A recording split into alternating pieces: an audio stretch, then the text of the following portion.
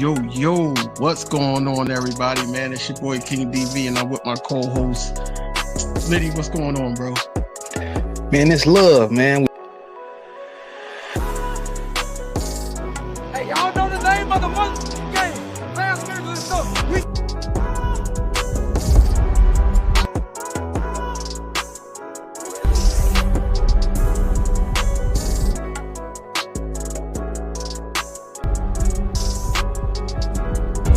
Hey, it don't take too much, man. I said, get this while it's hot.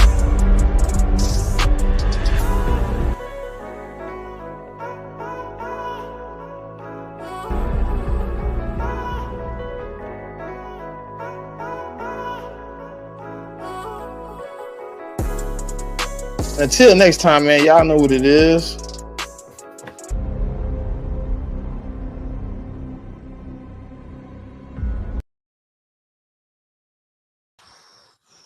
Yes, sir. Man, look, we back with another episode of Inside with your boy King DV. I want my bro. What's going on, Smitty? Chilling, man.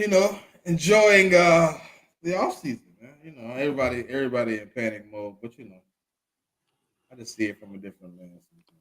Yeah, man. On Twitter, I seen a lot of people saying that they gave up on Howie, the man that gave you three Super Bowl caliber teams, basically. And in that stretch, we went 2-1. You can't give up on Howie, man. Like, you can't sit up there saying Howie we trust. Man has some great drafts in recent years, and now y'all sitting up there because people are walking. It's like, oh, it's 2023 again. No, it's not. I don't feel like that. I really don't feel like that, and I'll let y'all know why down the stretch of this video. But I don't feel like that's 2023. We got a lot of young, great pieces that was effective in the Super Bowl on this team still. And then on top of that, we're continuing to add. He warned us. He said, "Look, it's not going to be the way we used to doing things, but hey, be patient. Y'all not patient enough. And that's what it is. Y'all not patient enough to the point where you're not seeing the vision. The vision is y'all was hype about Saquon Barkley being extended. Y'all was hype about that. Y'all was hype about signing Zach Bond. Y'all was hype about that as well. But other money has to go other places, Now we're gonna get into the thick of everything. And the thick of everything is involving CJ Gardner-Johnson. But look at you already trolling. But anyway, I understand the moves. I don't like the moves. I'm not going a lot, a lot of fans are in between the casual fans and then the loyal fans and trusting in Howie and things like that. But I'm gonna say I'm in the middle, but at the same time, I see both sides. I understand why it had to happen, but as a fan, a casual fan, I'm like, why CJ? And then like things are coming out. I've been looking around, seeing certain things circulating in the rumors perspective, and I'm like, that could have played a part. I don't know, and I don't feel like that we're gonna know until like CJ Gardner-Johnson is like close to his 40s on the podcast, and he spewed it out because he's not in the league no more. So now he can just tell all. I don't think that it's gonna come out now, because if it did, it would have came out when he was on the podcast with the dude that was trying to spew everything, but he cut him off. But I'm happy that we didn't get Slade back, because if we got Slade back, then there would have been telling on a certain situation. I'm happy that situation didn't cause CJ to get traded. I feel like that this was already in the works. Um, as Eagles fans, as a Philadelphian, and anybody that's an Eagles fan is part of Philadelphia. I'm not saying that, you know, um whoever's outside the city or in another state isn't big enough. No, everybody that's Eagles fans are a part of Philadelphia. Everybody know that CJ Gardner Johnson bleed Philadelphia. And it does hurt. It hurt. Because you feel like the two times we go this far was with CJ Gardner Johnson playing hurt and all that. You know, he gave us his all. Whereas though that when he went to Detroit, he played what 3 games before the NFC Championship. So I feel like that he was a big sport in this whole situation. Whereas though that he said it was a good conversation. He want to go to a team that's playing winning football, and he got his wish. What do you think about the whole CJ Gardner Johnson thing? I mean, ultimately, you don't know the truth, right? He said it was cordial, everything went one way, right? But you look at it. I mean, it's just ultimately. I think I was the contract was prepared for this moment. It was kind of set up to get out. You know, what I mean, if necessary in year two, you could escape without it. The detriment of your team, and you get some big cap relief in a couple of years off of it. So, I mean, I wanted CJ here, right? Obviously I wanted him here, but whatever they felt necessary to do for whatever reason, whatever principles they were standing on, I'm like, I can't really argue with that. You know what I mean? Because you ask an organization to get you things, they go by a certain standard to get there. And if you violating that standard, or if you ain't seeing eye to eye with whoever, or it need to be done for whatever financial gain, like it's gonna happen. It's a business, man. So ultimately the business comes first. You know what I mean? It's business, then it's players, then it's fans. It's always gonna be like that. So um he was a big part of this Super Bowl run. He wasn't the only part of the Super Bowl run. So like you said, majority of the guys are gonna be back. Hopefully we can replicate it. Don't really know, how you replace that type of energy, but we're gonna have to see. We're gonna see. Yeah, I mean, Jigga, you can get a sound player, but it's things you can't teach. Sometimes you just can't teach those things, in my opinion. Um, I'm on a record basically saying that you you you sit up there and say, "Oh, Howie had a good draft. We draft Nolan Smith. We draft Jalen Carter, Jordan Davis. We draft N'Kobe Dean. We draft Sidney Brown, Jelix Hunt. We draft these guys.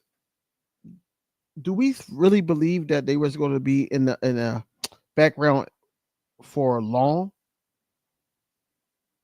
To the point where, like, okay, when you get first round draft picks, with the Cooper DeJean, not even Cooper DeJean, he was second. Um, Q, Jalen Carter, Jalen Carter, Jordan Davis, the Kobe D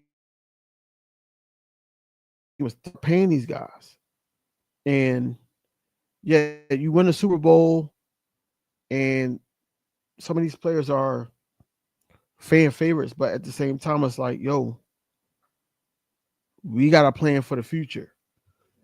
Think about it like this, man. Like, how many comp picks or how many picks do we have in like the upper rounds of the draft in the next past 2 seasons, including this season, it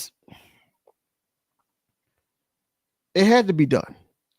All the moves that happened had to be done, and unfortunately, it came to a lot of fan favorites to the point where a lot of people are turning on Howie. A lot of people are turning on the organization.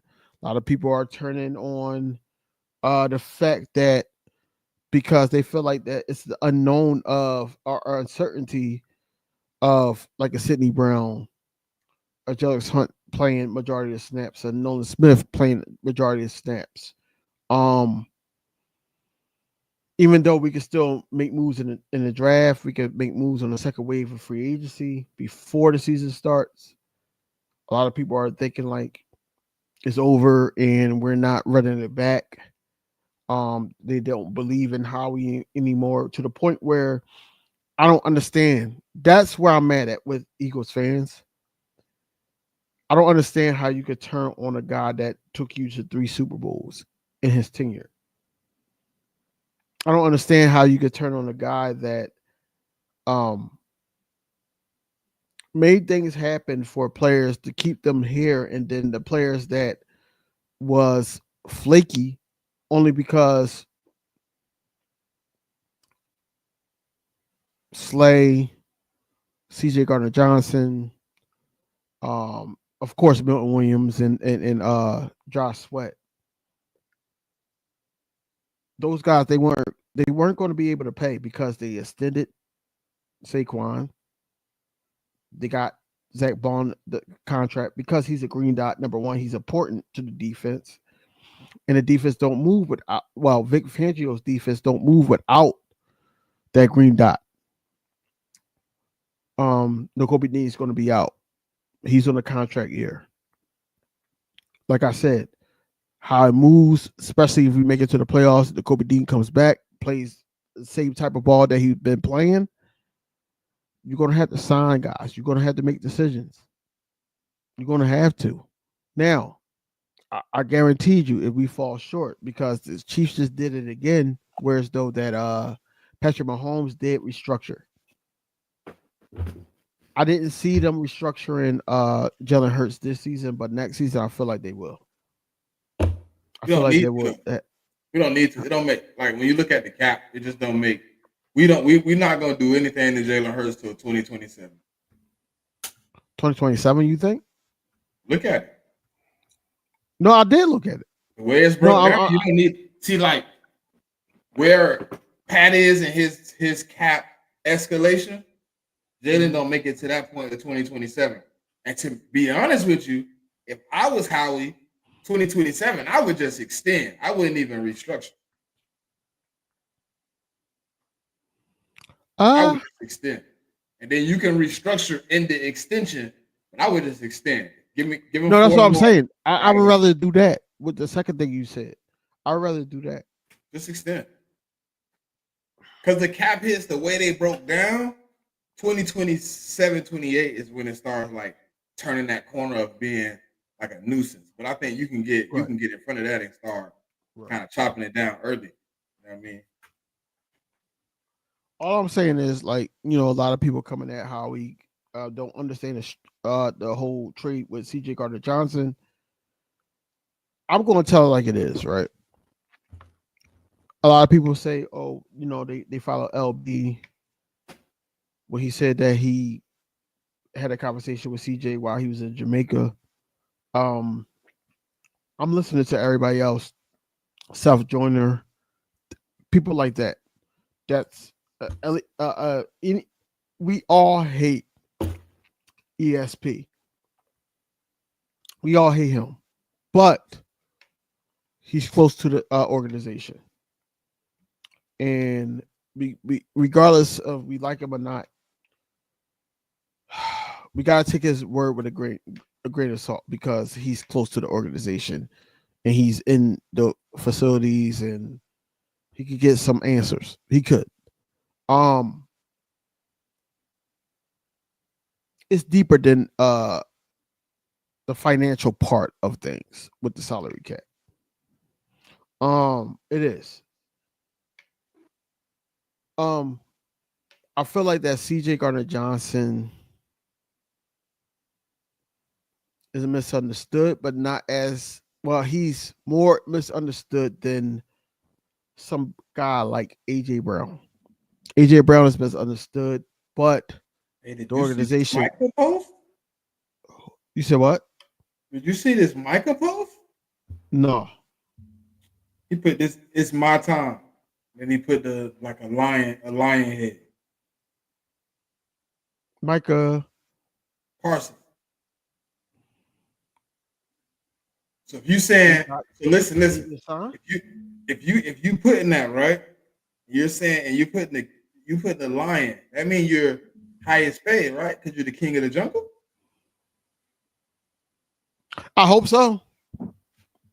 I hope so, because now he don't have certain guys anymore. You know, he don't have DeMarcus. He don't have well, he got Overshawn still. I hope so. I hope so they pay him the bag. I hope so. Now Marcus Lawrence left. That's funny. That's what I said. DeMarcus, they don't have him. Now what? Mozzie got to step up, man.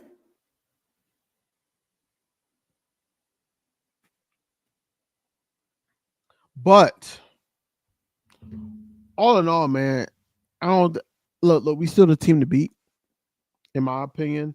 I feel like that we draft well, and certain guys in the last couple years, 2 years, wasn't ready to play, so they put him in a position to get their feet wet on the field and everything like that. Then we got a dog and a defensive coordinator in Vic Fangio that can see some things in certain people and also be involved in like the draft, and also like I'm not too concerned about everything that occurred. You know, Josh Sweat, I already know that he was going to leave. He was here with and he's seen what occurred with Hassan Reddick. Just going by like the player's mindset. I feel like that he already knew he was going to leave. Milton Williams, he got a ring already. He really didn't really get his foot in the NFL yet. You know, regardless of how great he was here on a rotation, I don't think he got his foot in yet. Will he be missed? Yes, he will be missed. But at the same time, these young guys got to get paid. Jalen Carter is going to be one of the highest paid defensive tackles in the league. He's getting ready. Howie, I'm saying, is getting ready for down the stretch. Our salary cap is going to grow, and like I said, it's going to take a guy like Jalen Hurts is going to have to get extended. He's going to have to free up some cap and all that. Right now, this is a trial area. I don't want Eagles fans to panic when we start slow. It's going to be frustrating, but at the same time, we can adjust. We can still win the division. I don't care what Washington is looking like. At the end of the day, I feel like that we still the team to beat. The only thing I want to know now, because I'm not really too concerned about the defense, because I feel like the defense is going to be all right. I'm concerned about that guard spot. That's the only thing I'm concerned about. Just traded for him. Feel like, huh? He just got traded. The new guard just got traded for him. No, look. He could be practice squad bull. He ain't practice squad. That boy a first rounder. That boy finna be installing you get ready to play. Now, and he only got you a question on his rookie deal. You trying to get you a question? I'm gonna ask you a question. What? Do you think that with this trade with CJ Gardner Johnson for Keon Green. Do you think that was indication that Mekhi Becton is gone? Yeah. Hmm. I don't see how you keep Tyler Steen, Mekhi Becton, and Buddy from the Texans all on the roster. All trying to play basically the same position. So the next couple days, Hey, Jack Kenyon Green only got a year, so he gonna jump Tyler Steen if necessary. He only got I 1 don't year know. left in his rookie deal. It He depends. only got 1 year left. It depends on who won it more. It's Because more I'm competition. gonna be a listen. Now that's really gonna make me mad. You traded for a dude who obviously if he out of here next year, then we just traded a 1 year rental for a dude like that's not gonna play. Like we know CJ gonna play. I hate that, man. I don't like that though, because like you could have continued to build with what Beckton had going on. And that's Okay, what I thought they was going to. That's what I thought they was going to do you could have easily because polished the thing that was remaining. He been with Stock his for a year, like his going into ongoing year or 3 gonna be better. his. I thought they was going to do that because of the growing relationship with Saquon Barkley and Becton. I thought they was going to keep that together because I'm like, yo, you already had in your mind, regardless, of how the offseason goes, that you was going to sign or extend Saquon Barkley. So I'm like, all right, well, if you extend him, Becton got to be right there to the point where, that's his guy. If it's not his guy, then it's like Tyler Steen. He's not better than Becton than me. Nope.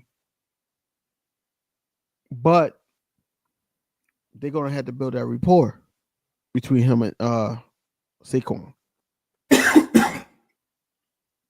Bro, name brand. You just gave up basically. You want to be serious. You gave up a third round in I'm saying compensation. You gave a third rounder, maybe even a second round pick if CJ Gardner Johnson, right? For a Buddy and a fifth. He's supposed to Pick even swap. out. Huh? It was a pick Yeah, swap. yeah. But so basically Buddy supposed to be a third round. I'm thinking he's playing. In my opinion. You trade for a guy, first round pick, last year of his rookie deal. You trying to see what he got. You trying to get him on the field. And you trying to keep Lane happy because he like bigger guards. I would have just brought Becton back, dog. To me, I would have just brought Becton back. I would have told the Texans to give me a third. You could keep that third, man. That don't help me. That don't help me. That doesn't help. Stoutland now has to be a magician again and turn somebody who's on their way out of the league back into somebody. Mekhi Becton should still be here. Mekhi Becton knows how to be on a losing team and be overutilized for the raw reasons. Like I said, on Sunday with Cool Cat, he cried going into the NFC Championship. He cried after we won an NFC Championship, and then he cried with I'm guessing that's his kids when the confetti dropped. So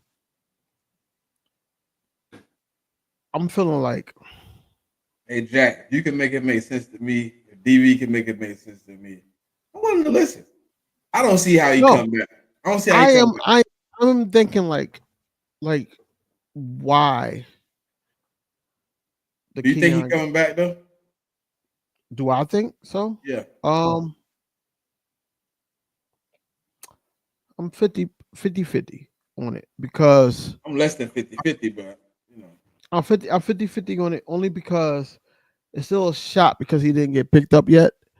I feel like that with him, the Eagles are trying to see if they can match an offer before he takes a deal. He said I don't either, but I got a little hope. I'm saying I think that's what it is because out of everybody that we knew as Eagles content creators and people that really follow the Eagles and everything like that, I feel like that out of out of everybody, Mekhi Becton was the guy that we thought that we could negotiate with. Everybody else, I feel like that we already knew it was a wrap for them. Except for probably CJ Gardner Johnson because we didn't see that coming. Y'all doing too much of this saving money for the Carter stuff. Come on, man. For what? He like Jigga talking about we saving money for Carter. You ain't gotta save no money for Carter like that. We got Howie Roseman. He already thinking about what he gonna do with the deal. That situation. And we get another TV deal raised next year. That situation about like, oh, we gotta pay the young guys, and you heard CJ Gardner Johnson talking about it and all that. That's all smoke and mirrors, bro. Because they professionals at the end of the day, and they're not gonna underline what the truth is. Like I said, you're not gonna get really the truth until like people retire, people not in the game no more, and they interviewing and they're like, "Yo, man, the stint with the Eagles, what happened?" And that's it might play a small part, but it ain't the major picture. What you mean? Like, I think the cap, yeah, it plays a small part. Small, no, small. I'm not going to say it don't. I'm just saying the large picture is we don't the know. Situation. It could have been anything, though. It could have been a multitude of things, though, man. Like, that's why I hate, like, kind of like, I understand it's a business, so you're never really supposed to know the business because it's supposed to be in-house. But it's just like, I look at the situation, I'm just like, man, like, how did it transpire from February 9th? We all crying, googly eyed, we hugging each other, we can't stop hugging each other, to a month and 2 days later, we trade you. 32 days. It's been an issue. I feel like it's rumors that's going around. Christian Parker don't like CJ Gardner Johnson. It was CJ said that was bullshit, and a bunch of players like said it was cap. No, I already know. I'm saying rumors. Yeah. It was that. Then it was CJ Gardner Johnson, his antics off the field, besides the whole Slay situation. Even though he bigged up Slay and everything like that, he said shout out to Slay and all of them. I don't think that was the issue. Then they start talking about how Howie and Jeff Lurie look at players. They're talking about that. Then they said that possibly CJ Gardner Johnson could have asked for an extension because of us winning the Super Bowl, and we weren't willing to pay him. So he literally said it wasn't about. He said he wrote it has nothing to do with the Eagles or cap. I'm good. Right. I don't think he was looking for an extension. I think what happened was he got into that with Slay. Uh-huh. He got phone calls from the front office telling him to dead it. Uh-huh. That's not how we moving. He ain't dead it. And then it gets to a point where it's probably been multiple opportunities where we done told you like we need to move in a different manner as an organization. Mm-hmm. You ain't following those rules. So at some point, we got to make an example. Like, I understand everybody's frustration about CJ Gardner Johnson. I was one of them. Until I start really deep diving on certain situations that could have had occurred in a conversation and all that. It is what it is at this point, man. And he on podcast claiming that he was smoking weed in front of Jeff Lurie. Yo, when I heard that in the cigar he dumped it out. He stopped the yard and put weed in it. I'm like, yo, they're not gonna have that. Regardless of how impactful you are to a team or anything like that, no organization really gonna have too much publicity of you doing illegal substance on or off the field without consequences. They can sit up there and take, for instance, situation with Xavier Worthy. That situation. They can sit up there and be like, okay, we're gonna wait until everything unfold before we make a judgment. When you hear drugs with a black athlete, oh, they're not looking at you like in their light. That's what I'm saying. They not. So it was granted that you know he needed to be gone. Now this year he was supposed to make 8. Next year I think he was supposed to make 11 million or something like that. With this move, it only gives us what a little over 200,000 into the cap, which is nothing. You don't need help. But next year it does a little. I don't know, man. A lot of people looking for how would they make a big splash with one of these comp picks or things that he got going on in the draft to the point where he could trade up. I'm trusting Howie, man. Like like I said, he got us to Super Bowls. He got good drafts underneath him. I feel like this could be a good draft as well. Malachi is on the table from Georgia. He could Bro, be 32 a long way. It is no. I understand 32 is a long way, but you could get a sucker to try to take one of these fifths or one of these thirds to try to move up a little bit to try to get somebody like that if he falls there.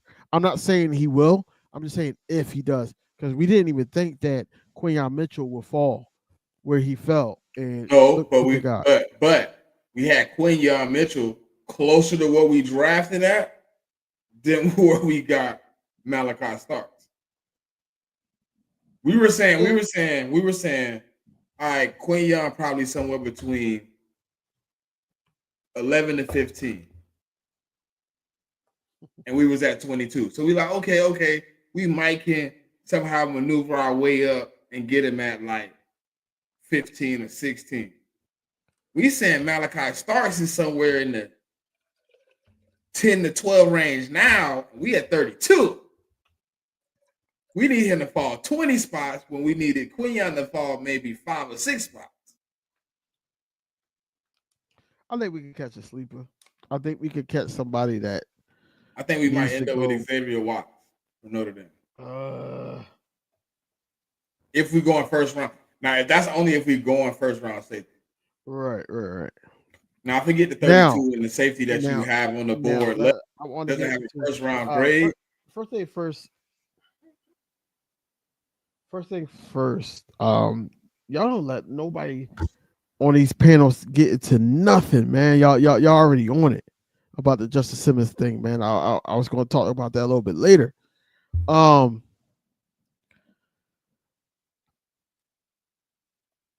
Justice Simmons 2 years ago, I say yeah. 2 years later, I'm not sure. I know he was coach under Vic and all that, but it's going to take some time, especially a year or a couple years removed from Vic, that you got to readjust to those calls and all that. I know you're familiar with it, but hey, it's easy said and done. I don't know if he's coming here or not. According to certain beat writers here in Philadelphia, they feel like that the team really believes in Sidney Brown to be the starter. So we don't know. Majority of our contracts, our salary cap, I should say, is on the offensive side of the ball. The only one that's eating up some cap on the opposite side of the ball is, unfortunately, Bryce Huff. Unfortunately. So we gotta make do with that. We gotta give him at least another year. Hopefully, winning the Super Bowl, seeing how the guys did it and everything like that, light a fire under him. But at the same time, a lot of Eagles fans are uncertain about what they don't know about Keely Ringo, about Bryce Huff, Jelix Hunt, not Jelix Carter, Jelix Hunt playing more snaps. Reed Blankenship without CJ Gardner Johnson. Who's going to be CB2? A lot of people are saying we should draft one, we should trade for one. And then also the rotation with the defensive end. A lot of people are concerned about that. I feel like that we should know what we're doing. These conversations wasn't just had after the parade. I think they were already had before then. I feel like that you've seen the emotion with Zach Bond hugging Nick Sirianni. I feel like that you've seen the emotion there because right now it was unknown if his side and the Eagles organization side was going to come up with a solution to keep him here. But yeah, I think that Howie got this, man. I don't know why people are turning away from Howie or the organization, saying that we're not going to do anything because you see somebody like the Commanders signing people. People forgot that we are Super Bowl champions. These teams are trying to get people together. They try to form the Avengers of their organization to try to beat us. Period. Now, how it looks, we're not doing nothing. You see this team doing something. You see that team doing something. It doesn't matter at all because I feel like that, the draft picks that we have in place, the young guys that deserve to be paid after next season, these are guys that helped us win the Super Bowl. Or a couple seasons, in Coop and Q. You're going to have to figure out what to do with them. Like I said, Nakobe Dean is on a contract year. We've seen what a majority healthy season from Nakobe Dean does for the team. You just got to make it make sense, man. The number game is different from who y'all want to be here. We can't sign everybody. We can't keep everybody. Can't.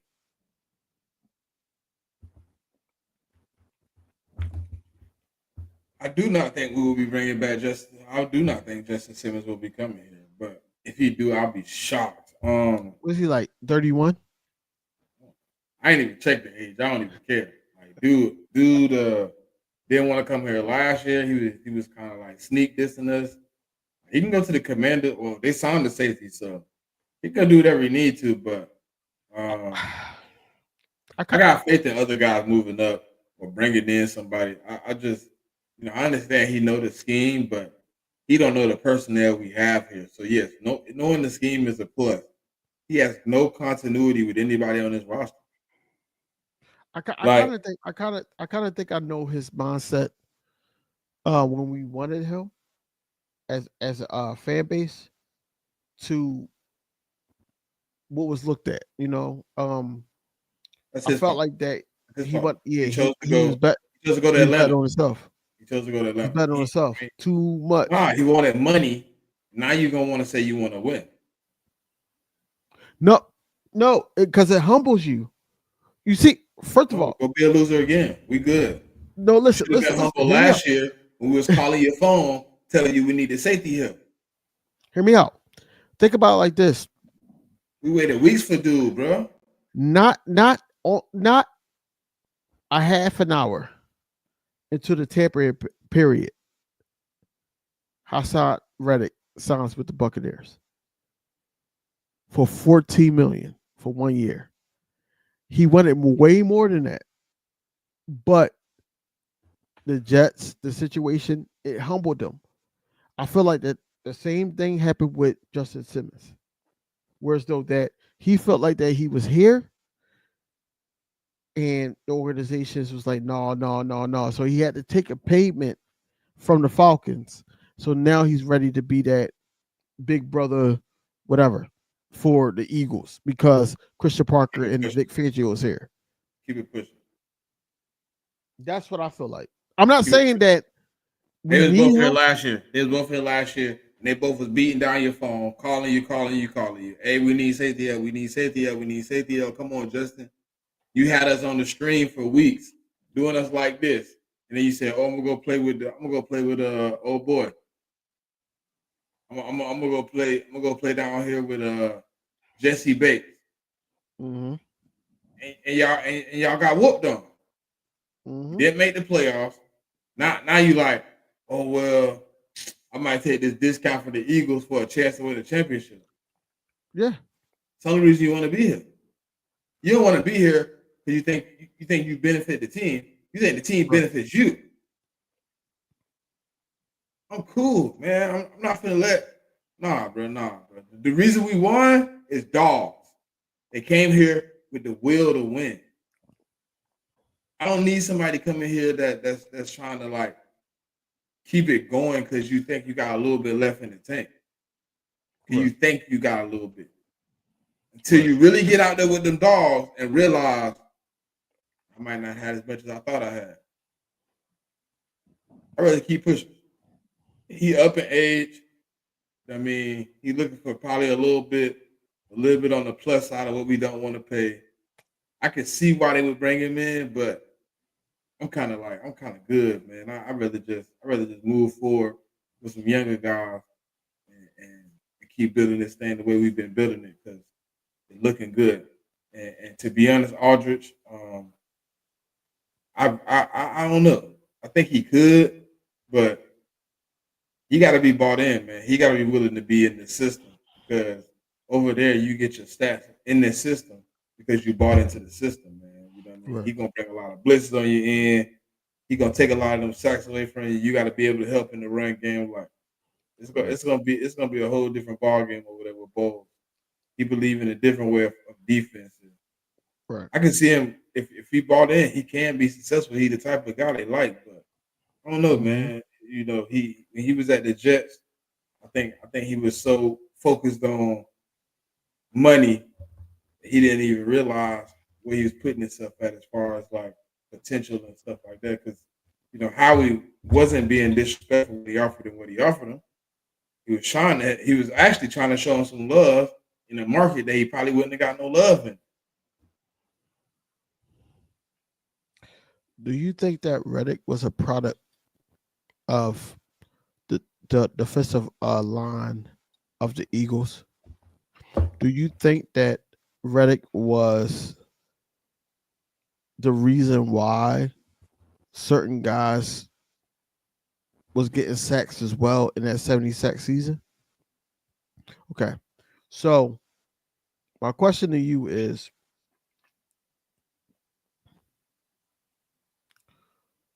why isn't NFL players paid like NBA players of their longevity, like what they have done already? Because he got paid on that already.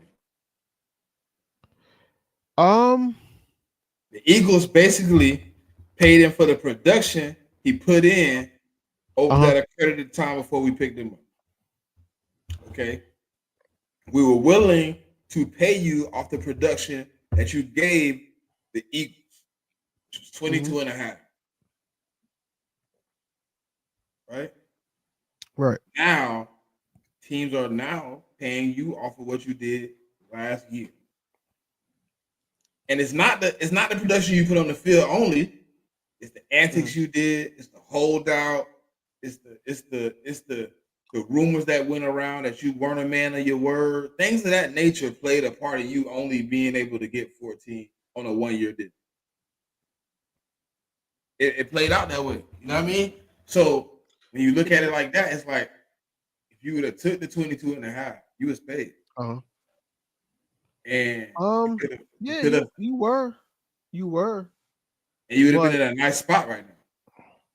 He like I said, it's all about mindset of the players. Like we can sit up there and be like, hey, Howie could have signed this player, Howie could have did this. I'm pretty sure Howie tried to be fair and negotiable, and then also try to look out for the organization. But at the end of the day, these players need to eat. I get it. I feel like that he did give options to Hassan Reddick before he went over there and was Samurai Jack, and he didn't take it. So to the point where organizations wasn't knocking at the door for Hassan Reddick, he took the quickest deal. Not the quickest deal, but because he got traded. But he stayed there. He ended up going to training camp and all that. I just don't think that Hassan Reddick is what he was in 2022 anymore. I don't know that. Because, I don't know that. Oh, no. The only reason why I say that is because how organizations is looking at him. I'm not saying he can't be to that point at all. I'm just saying. I think if he didn't go through the antics last year, he had played the games, he would have got 19, 20 this year. He would have got it.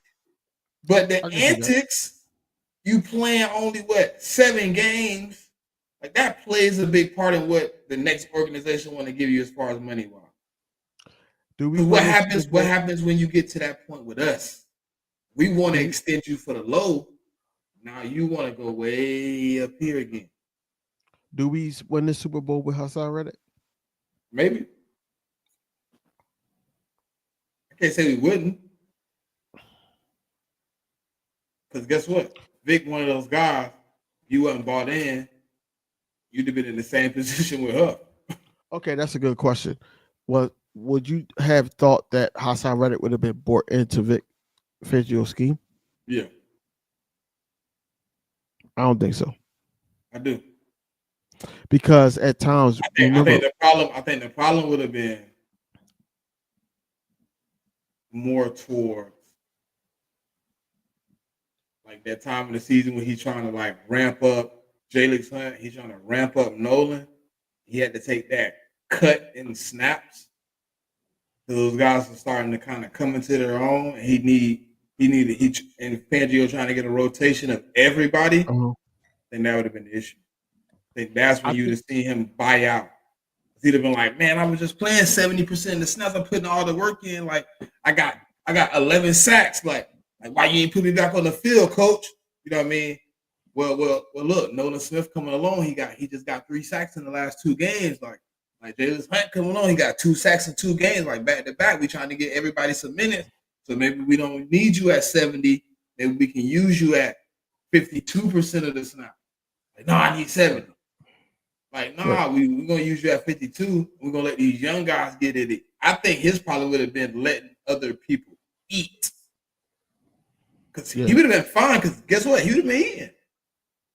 It would have been when you took a little food off his plate where you'd have seen him start to be an issue.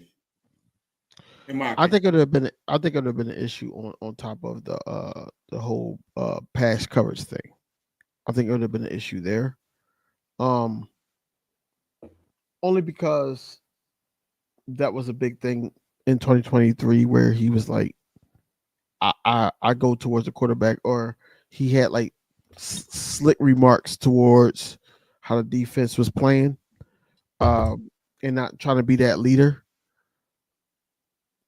I feel like that Hassan Reddick ran his course with the organization. Honestly, well, I found out he was a free agent this year. I was like, I don't see them signing him, and they didn't. at the end of the day, I think Hassan Reddick, he got what he deserved. Honestly, he got what he deserved. Uh, and it cost Howie to make a huge mistake in recent years with signing Bryce Huff and seeking trades for Hassan Reddick. I feel like it was a big mistake. But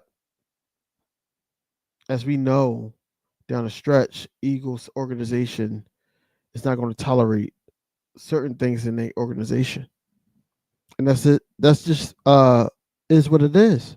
It is. So, um,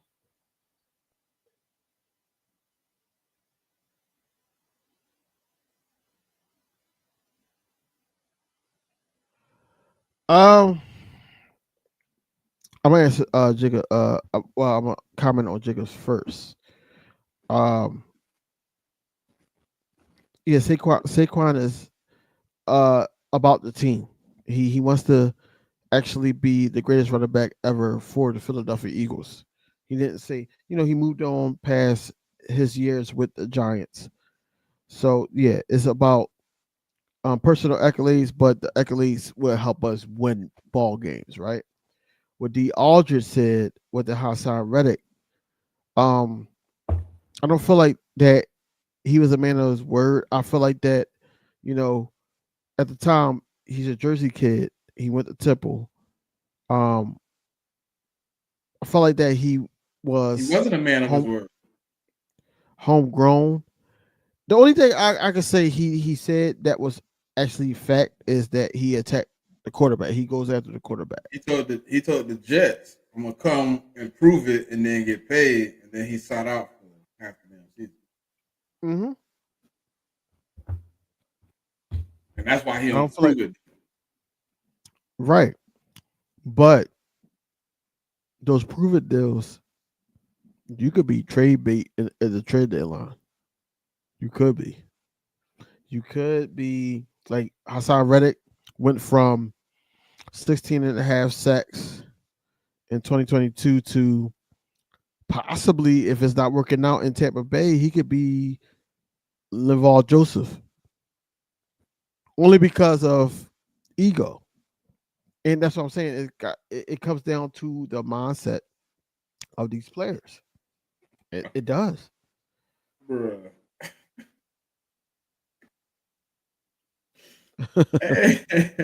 Jigga crazy. You are.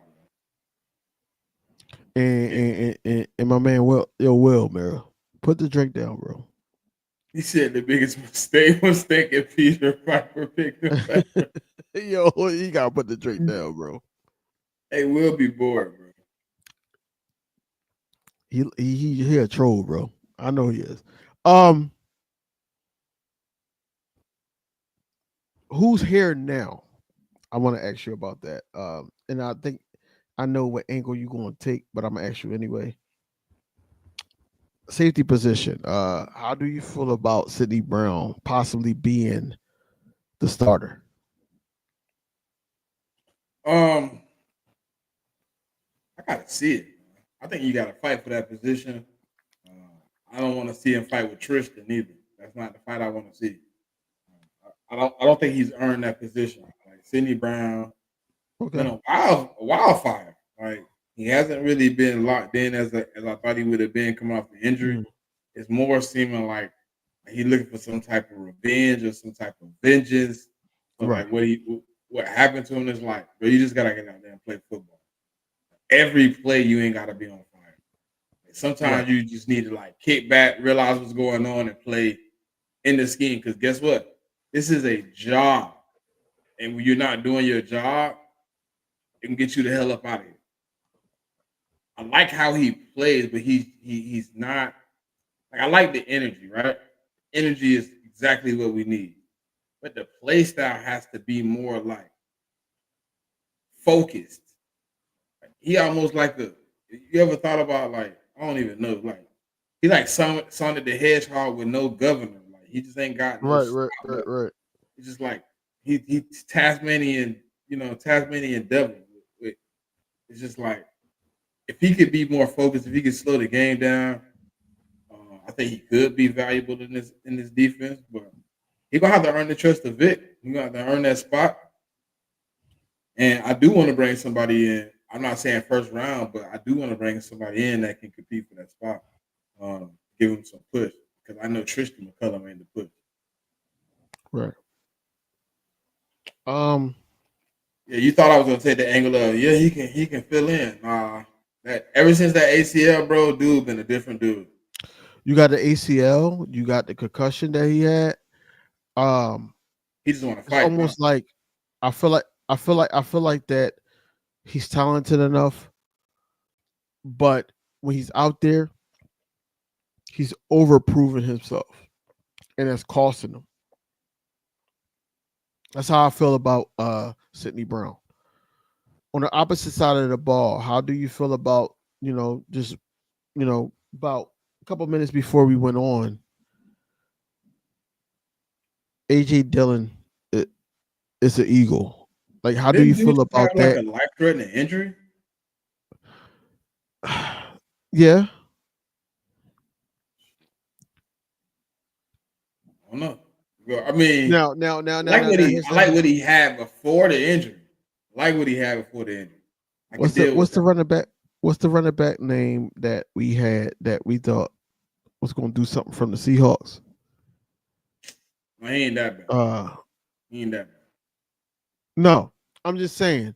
What if it turns out we to ain't be saying that? his name either. I hope you move on. What if it turns out to be that, like, to the point where they're like, oh, you gave him too much money though. We didn't give old boy that much money. You gave him a good look. You gave AJ Dillon a good piece of change. You did. That's crazy. We got AJ Dillon, and then we signed the fullback back. Ben Van Summerman. Yeah.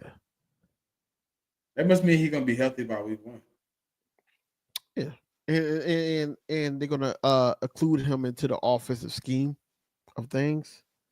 What's your hopes of Nakobe Dean being available early? I ain't gonna say week 1, but early. I ain't gonna hold you. He gonna say his name too. That's crazy. I ain't gonna even look. I don't even care. Jake from State Farm, I should have put you on timeout for even saying his name in the chat. No, he good. Yeah, he good. Come on, bro. You know I'm trolling, bro. Come on. I know you are. I know you are. You good. I'm just going with the flow. But I'll be kind of nervous about Nakobe Dean, honestly. Just how he broke down how the injury happened and what occurred. I'll be kind of nervous to have him, let's say, after the bye week, regardless of where it is, because we don't know where it is right now. After the bye week, I wouldn't I wouldn't push it before the bye week, but after the bye week, if we play somebody like a week on our schedule, then I'm like, all right, he can get back into football shape, get back into the game, the motion, and then we can see where he is. But bro, I don't think the injury was that serious as people may think it is. If he back, I'm just talking about how he said it, bro. Like, he said that his damn kneecap it moved, like it shifts. Dislocated knee do that all the time. You never had dislocated knee? Yeah, I had a jumper's knee. Yeah, you just playing pop basketball it back in, and you know what I mean. Keep it moving. I think what scared him was when it popped back out. When he popped it in, that thing said, "I'm not together. I'm not it. I'm not well." Yeah. Oh, okay. Well, yeah, that's not normal. That's not jumper's knee. That's messed up knee. I gotta get that checked. Yeah. What do you think his feelings was when he was like, "Hey, just grab me a brace"? And they was like, "Nah."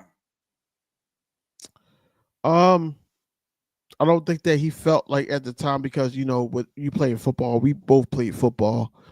The adrenaline, it's like I can still play. but it's like, nah, bro. Like But it's it's he worse. said until they hit him with the basically like the no, he really didn't know he was like hurt. He was like Well, that's what I'm standing up. saying. Like I was But that's standing what I'm up, waiting for saying. the brace, and then when they were Mhm. like, "No," I'm like, "Huh? What?" Like I just got a dislocated knee. They're like, "No, it's not dislocated. Let's get in the Right, blue tent so we can really show you right, what's going on." right. You sure? When he said I Like, think nah, he said I'm something. I'm moving. just Like, paraphrasing. I'm and just you know he the paraphrasing, type but of when he said something like his kneecap was like in his thigh, like that, I'm like, yo, like there's something wrong. but he said it was in my thigh. He was like, I popped it back in, I stood up, it kind of wasn't ready to go. He was like, I got to the sideline, thought it was just dislocated now, tell them to give me a brace. They tell me kind of like no. Like and then they kind of start telling me the severity. Damn, Um, damn, William, that's crazy. I was just reading his comment. That's crazy. Both of them, like, damn. but I think he posted. I'm waiting for some new updates, but he did say he'll be back. He getting close to being back. You know, at least moving around again. Well. I know at the Super Bowl he was walking around with no crutches. He was like still limping and everything, but he was walking around with no crutches. Fine. Um, so only time I tell, but like like I said, I'll still be nervous. Only the doctors, his doctors, the organization doctors, and everybody in the organization would know if he's ready to go or not. But I still would be, I would still be like, yo, hesitant because I'm like, yo, we really need this guy. But I know how bad he wants to be out there, especially on his last year of his contract. Um, they See, tried, they, I'm reading the they saying it's like let me read some more. Hold on.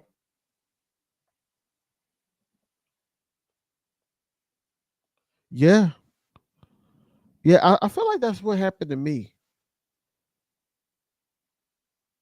I don't know. I don't think it to that extent, but I think that's what happened.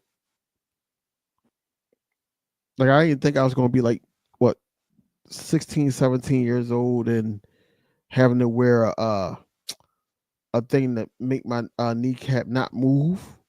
So one of those Dwayne Wade type knee joints that he had on when he first got into the league. I didn't know I was gonna have to wear that. And like I said, it was what's crazy though? I wasn't even a dunker. I wasn't even a dunker. I didn't jump that much. Like high. And that happened.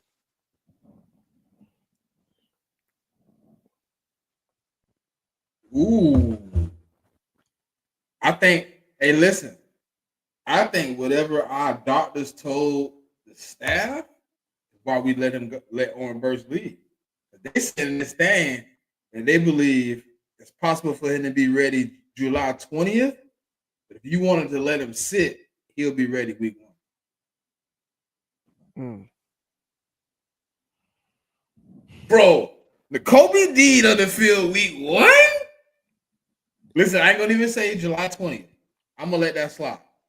But I'm gonna say week 1, being ready to play week 1. Man, that does big things for this defense, bro. I wouldn't if I was No, Vic. but because they said he didn't have the most severe patella tendon tear.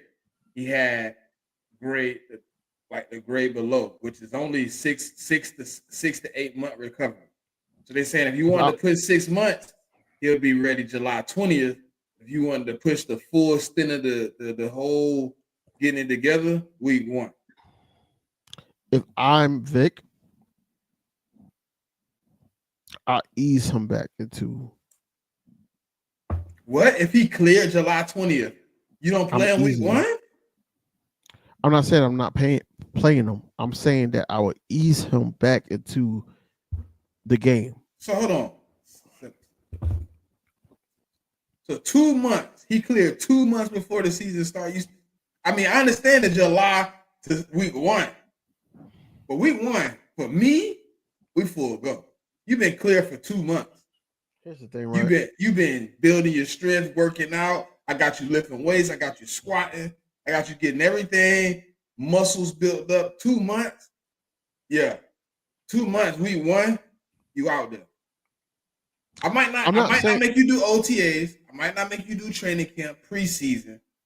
But week 1 regular season, you playing every snap you would have played any other time. I wouldn't do that right away. I wouldn't do that right away. Probably week 3. I wouldn't do that right away, bro. I'm all in. It gotta be some type of rotation, system, bro. You ready to run it? You clear you've been clear for over 60 days. Yeah, we running it. Now, if you telling me he clears close to week 1, he gets fully clear close to week 1, yeah, we can ease you in. I'm gonna take the snap count slow. I'm gonna have somebody else back you up. Maybe even if it's Trotter or whatever, whoever's ready, let them back you up, ease you in. But if you're clear in July, early July,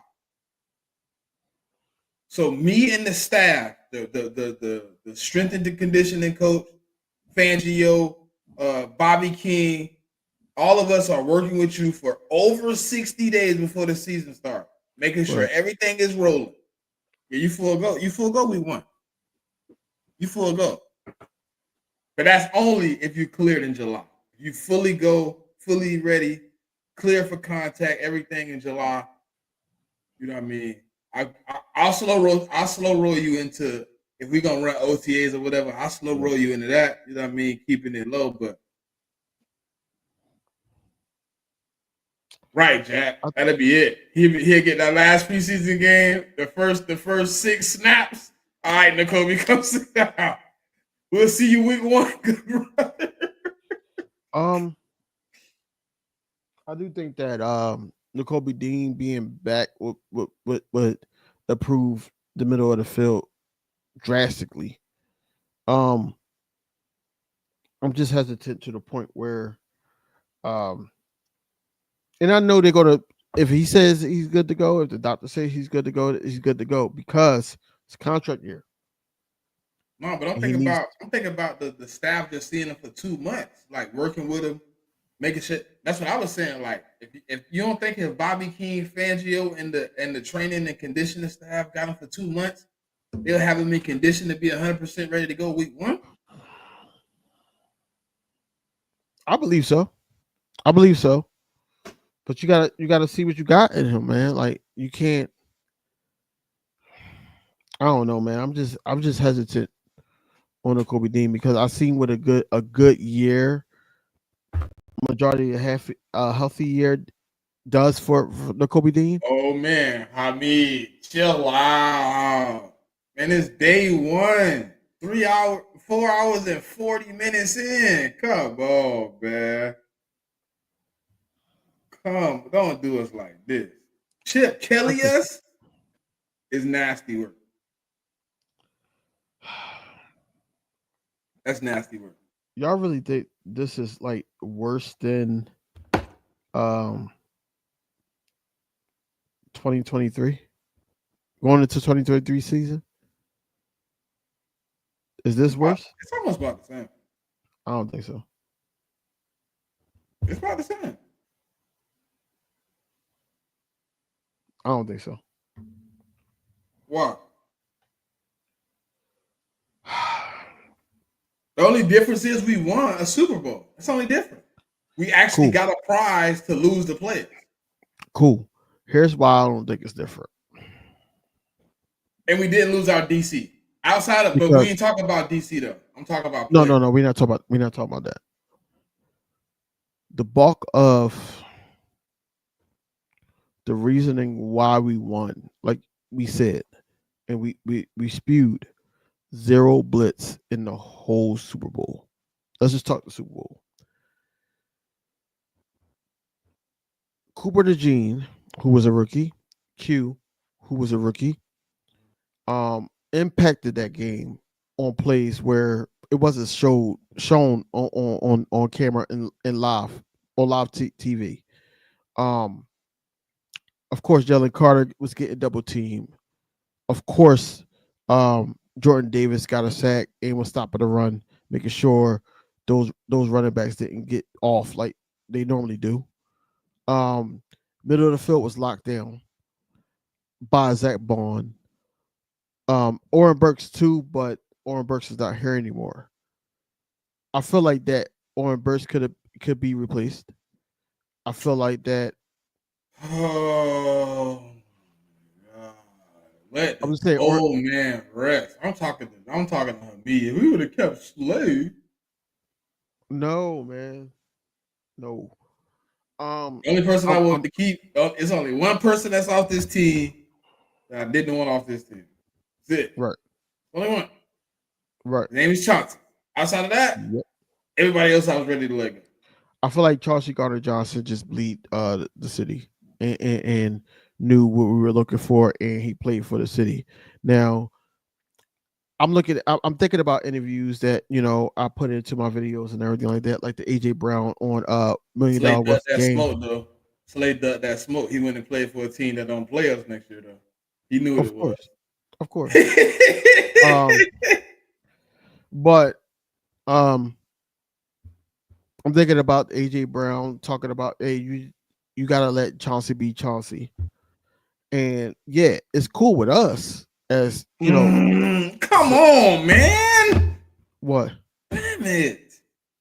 What happened? Trayvon Jones just signed with the Titans. The Damn Titans? it. Yeah, I thought we was gonna get him. Vic Fangio drafted, bro. I don't think we're gonna do too much. Bro, he got a 1 year, $10 million. That's fine. I'm just saying I don't think we're gonna do too much. But we need D. In order, come on, bro. I understand that. Look. So what we did was that'd have been an easy signing. we got AJ Dillon for $10 million. We got AJ Dillon for $10 million. We signed Ben Van Superman. Bro, we ain't signed nobody but AJ Dillon, bro. Let's be real. No, listen to what I'm saying. That's 1 year deal, which hurts the cap too. Well, the rest of that money is for the draft. We got plenty of money. No, bro. It's not what you think. I bet you we do. We got plenty of cap space, bro. That AJ Dillon deal ain't killing us, bro. Most of that money was up front. Most of that money was in his pocket. Listen. Now, if we extend, we got $27 million. If we extend Hurts, is that after the deals? Yeah, 27. Where are you looking at? I'm on over the cap. If we extend Jalen, we're not going to extend Jalen. Okay, let's just say we don't. If we extend Cam. That's the only person we should extend. Not Dallas? I'm asking. Oh. I'm asking. I'm just asking. Hell no. He ain't earned no extension. Why not? Because he don't play full seasons. I'm not gonna pay you for 12 games. Now, if it was his roommate, I'll be with you. Now, I understand what you're saying, that he don't play full season and everything like that, but when he's in the game, he's effective. That's why he's on the trade block, BV. He's on a trade block for a reason. Because he don't play full seasons. Yes. They tired of that. Every year we got to use an IR spot for you, and then we got to go out here and scrape and scrap for backup tight ends because you keep getting hurt. And every season we come in here the same way. We come in with you, the backup tight end, and a tight end on the practice squad. And then all of a sudden you're hurt. Now the practice squad guy got to come up and fill in, and now we got to sign another guy to the practice squad or to the regular roster because you hurt. Like, they tired of doing that. They want to move with somebody that's gonna have no health issues, and Dallas got it. I think it's more simpler than that. I mean, and Grant Calcaterra. I think it's more simpler than that. I think it's more so. And you're 30. He's in his 30s. I think it's just that simple. And I feel like, just knowing Howie and how he moved, that's basically the main reason why. And it's either you keep him for another year and draft a tight end to, get him up to speed. But yeah, I feel like Goddard's years is coming to an end, regardless if he's here next year or not. Bro, It's coming to an I end. low key don't even think he makes it into the season. Yeah. I think he's traded during the offseason, bro. Like, I just don't see them continuing to invest in a guy that's not going to play more than 12 games.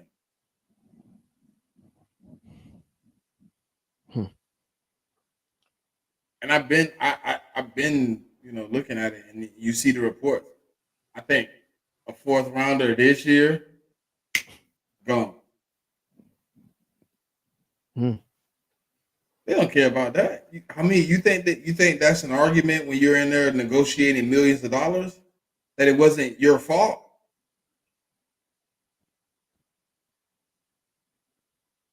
Oh my god, bro! Hey, DB finna have PTSD, bro. Bro, why you say that? Because he finna wear Rashad Penny number. Oh, hell no. Hell no. Hell no. I don't want him to. Hey, Dylan? bro. Oh, hell no. I don't want him to. Bruh, my I don't want him God. to. My God. Bruh, nah, but look, Hamid, do you really think, well, DV, do you think a organization, when you're negotiating the contract, you get to bring up that it wasn't your fault? Yeah, because it's their argument. Would the organization agree? No. But it's their argument. I think as soon as you be like, man, he grabbed my face mask and I got hurt, they're gonna be like, but did you get hurt? Yeah, but it wasn't. It was his fault though. No, it's not his fault. It's his fault he grabbed your face mask. It's not his fault your body gave out. You guys are awesome. You ever gonna do a round table again? Who we did it with last time? The only thing I can remember is when no, that's the AFC. What Kyle was, here. We'll figure something out. We did. Don't even scrape the scrap. We're gonna figure out a way to get our own round table room. Don't worry about it. Yeah, because that was on Birds of Bar Street. Yeah, we'll get something rolling for you. We got plenty of all season.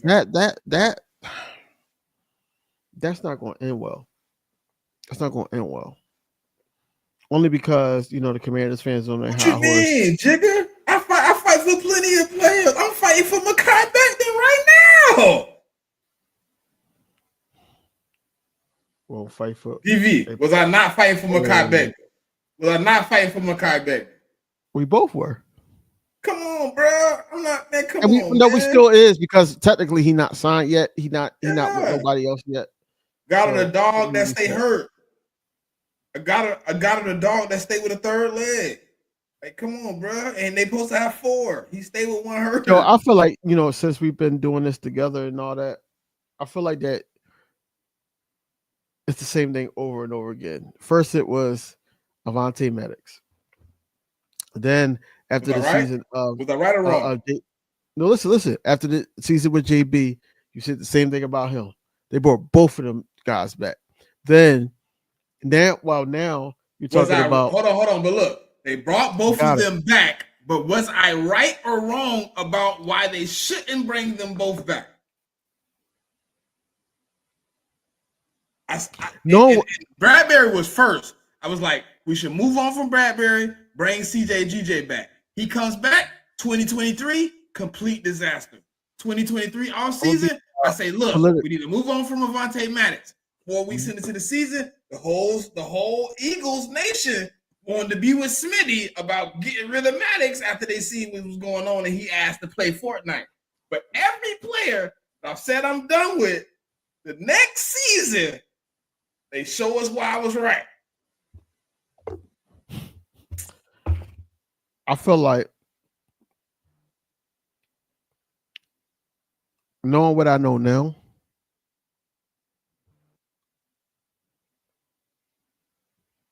it was the right move for the organization for not have them play on the field as much or at all because their job wasn't that this year.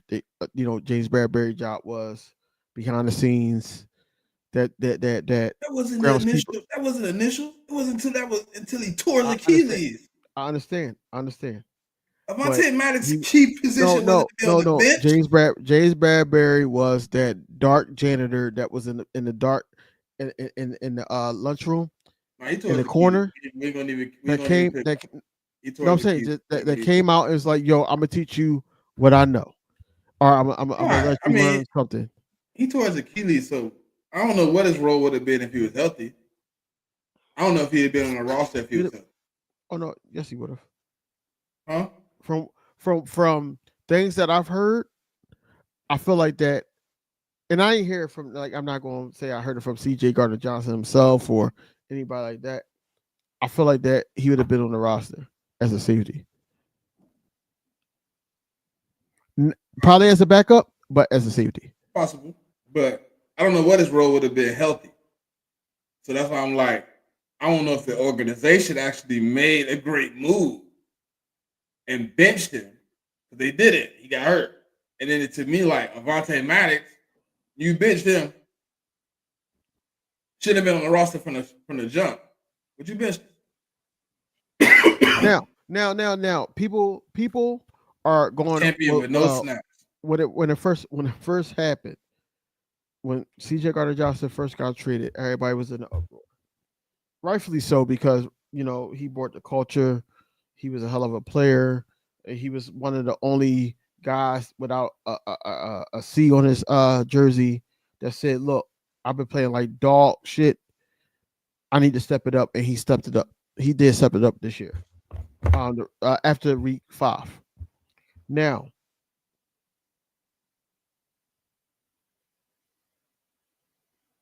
was C.J. Gardner-Johnson the end all be all on why the defense turned around? I can't say he was. He helped a lot. He brought that attitude and that dog mentality on the secondary. But I feel like the defense changed once Cooper DeJean got in for your boy, Avonte Maddox, and communication got better. That's not a CJ. That's not a CJ issue though. There wasn't really much he could do about who was on the field. No. I'm not saying this. I think when you put a purebred dog in the middle of other dogs that don't really know what they got going on, you could bring out dogs. Yeah, I'm not saying when you put old boy on the field though, it did change a lot. But yeah, I told you Maddox was biased from the jump. We all know that he was corny. Nah. No, listen. No, wait. Let me finish. You gotta let me finish. You gotta give him a chance, bro. You gotta give him a chance. No. You gotta let me finish, because where we are with Dallas Goedert right now, it's the same place where that argument came up 2, maybe 3 years ago. That's the same place we were with Avonte Maddox. When he's on the field, he's a dog. The thing is that he hurts himself, just like Dallas Goedert. They're the same type of person on opposite sides of the ball. No. They're not, though. That's your argument, no? Goddard is way better. Goddard is way better than Avonte Maddox when he's on the field. 10 times better than him. No, he's more reliable. No, he's a better player overall. Period. He's better at his job. Avonte Maddox hype for us as a player is hype. He's never proved a damn thing. He's never really proved anything. Every time we think he's about to have that breakout season, he breaks something. But Goddard has actually shown us he could damn near be a 1,000-yard receiver. He could put up all the yards, put up all the touchdowns. But it just doesn't work for him when it comes down to lasting 16 or 17 games. Hamid, you my guy. I'm happy that you support both channels. You support the show and everything like that. How dare you compare Gardner-Johnson leaving to Brian Dawkins leaving? How dare you do that? It's not the same. Energy-wise, it's the same. It's not the same, bro. Yes. Energy The energy Gardner Johnson, not the play, not the history of the Eagles. Take all that out. The energy he brings to the defense as an enforcer is the same. But his legacy, his play, that's all different. Because when Dawkins was on the field, you couldn't really do shit around him. But as far as energy, as far as that soul, it feels the same. I agree. No. The next time we run into CJ Gardner Johnson on the opposite side of the ball, and CJ Gardner Johnson is playing in the link, and he runs out, it's not going to be the same as the Broncos. Brian Dawkins coming out. See, you went right back to what I just said. To take out, I said his legacy as an Eagle. No, it's not the same. His stats as an Eagle is not the same, but his energy he brought to this defense to get us a championship. Yes, I am going to miss that energy like I miss Brian Dawkins when he was on this defense. I think, see, here's the thing, man. I think they both have energy, but I think it's different with CJ Gardner Johnson. It's not the same as Brian Dawkins. It's not. Brian Dawkins was out there to hurt you.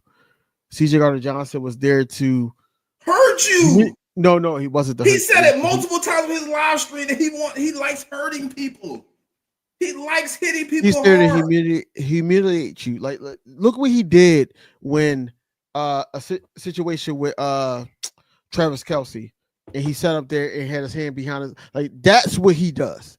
But what he's not. Before he put his hands behind his back, what did he do to Travis Kelce to make Travis Kelce try to rush him? He blowed him up. He did. And then guess what? He's been penalized multiple times. It's a different game. He can't run across and put helmet to head like Dawkins could have did. So he hit him, and then he realized, hey, we're in the Super Bowl where they favor the Chiefs. Let me be smart. Look, CJ Gardner Johnson has a different energy than Brian Dawkins. That's where I'm at with it. I can't compare the two. I listen. The energy that Brian Dawkins could bring wasn't the same. If CJ had re-implicated what Brian Dawkins used to do, he would have never played a game for the Eagles because he'd be suspended. Brian Dawkins was a murderer. You can't play that type of football in 2025, bro. But that's what I'm saying, bro. You have to adjust it. That's what I'm saying. I'm measured on the curve because I know it's not 1990 football no more. You can't completely murder, bro. You was hitting people, knocking their helmet off, and they jaw be twisted sideways in the 90s, and Dawkins standing over you looking at your soul leave your body. And it was no flag. No flag. CJ can't do that. If CJ laid the boom like any other guys we've had here, if he even laid it like Malcolm, CJ would be out the league. They don't want that anymore. So I'm just saying, like, the energy he had, obviously you can't match the energy now. Because Ray Lewis. Brian Dawkins was 1-on-1, bro. He was 1-on-1, bro. Like, I can't. Energy he was one it's of a different one. day. But the energy he brought to the city, bro, the energy he brought to that team, it's the same type of energy. It's not to the same magnitude because Brian Dawkins was a legend of the Eagles. He was years in. He brought that energy for 9-10 seasons in a row. You've seen it every Sunday. Wow. It's different because CJ only has a sample size of 2 years. But when I look at what CJ does for that defense, the life he brings to them, the light he makes them shine with, the aggression they play with, I think about what Dawkins did for our defenses back in the day. Yes, it might not be to the magnitude, but I feel that energy of Dawk to an extent. Like, oh, damn. Like, when I looked at 2023 compared to 22 and 25, I'm like, all right, damn. Okay, he did make them boys kind of be aggressive. He did bring life to them boys. Bro, what? You can't deny that the energy he brought, if he was there in 23, we probably smack Seahawks, Cardinals, Giants, Cowboys, and we probably in a closer fight with the 49ers than 42-19. With who? With CJ? With CJ on the field. We were scared, bro. We were completely scared in that 49ers game. And then just creeped over every game after that. After they ran down on Bradbury, I don't know what happened to my team, but I watched a 10-1 team that was full of dudes that was fighting. It's not the same, man. I understand it's recent years and everything like that, man. But what I seen from Dawkins that made me an Eagles fan. Because you have him on your Mount Rushmore. Y'all are putting his No, I'm talking about his energy. I'm just talking about his energy, bro. Like his energy, it's unmatched. Because CJ had 9 seasons. Then it'd be different. It's hard to compare a GOAT. No. I'm just saying because like I'm agreeing with you. Because Brian Dawkins. I'm talking to Jigga though. He's like not CJ. I'm like, it don't work like that. I'm with you. I feel like that the energies is different because Dawkins was more unfiltered and he could hit and not get penalties. Whereas though CJ, he had to curve it a little bit to the point where his antics and all that. Like we seen what happened when he got out the game this year with the Commanders. We seen what happened. We look soft. They attacked the hell out of Tristan McCullum. They attacked the hell out of him. Right. So I understand what he brings. Like that's not pump fake.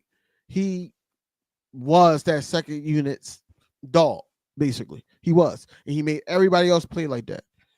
He challenged everybody else to play like that. And he made Reed Blankenship better.